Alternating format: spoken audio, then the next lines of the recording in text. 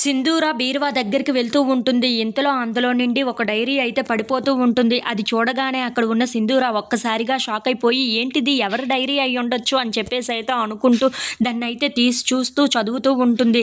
ఇంతలో అక్కడ ఉన్న డైరీలో అయితే విజయమ్మ కళ్ళల్లో ఆనందం చూడడానికని చెప్పి, నేను చంచలమ్మ బిడ్డ చంటిని విజయమ్మ బిడ్డ అని అబద్ధం చెప్పించాను ఆ సత్యవతితో అని చెప్పేసైతే అందులో ఉంటూ ఉంటుంది. అది చూడగానే అక్కడ ఉన్న సింధూర అయితే ఒక్కసారిగా షాక్ అయిపోతూ ఉంటుంది. ఏంటి చంటి విజయమ్మ బిడ్డ చంచలమ్మ కొడుకా అని చెప్పేసి అయితే ఒక్కసారిగా షాక్ అయిపోతూ ఉంటుంది.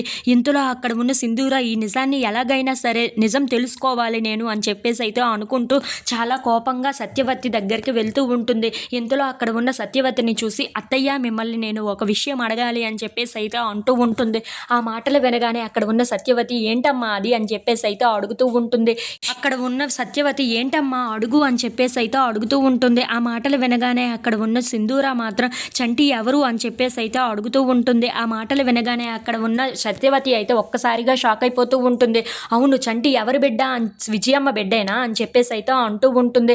ఆ మాటలు వినగానే అక్కడ ఉన్న సత్యవతి అయితే అవునవును అని చెప్పేసి అయితే అంటూ ఉంటుంది. ఇంతలో అక్కడ ఉన్న సింధూర మాత్రం ఏ అబద్ధం ఆపండి మీరు, ఇక చాలు ఇన్ని అబద్ధాలు ఆడింది అని చెప్పేసి అయితే అంటూ ఉంటుంది. ఆ మాటలు వినగానే అక్కడ ఉన్న సత్యవతి అయితే ఒక్కసారిగా షాక్ అయిపోయి సింధూర వైపు అలా చూస్తూ ఉండిపోతుంది.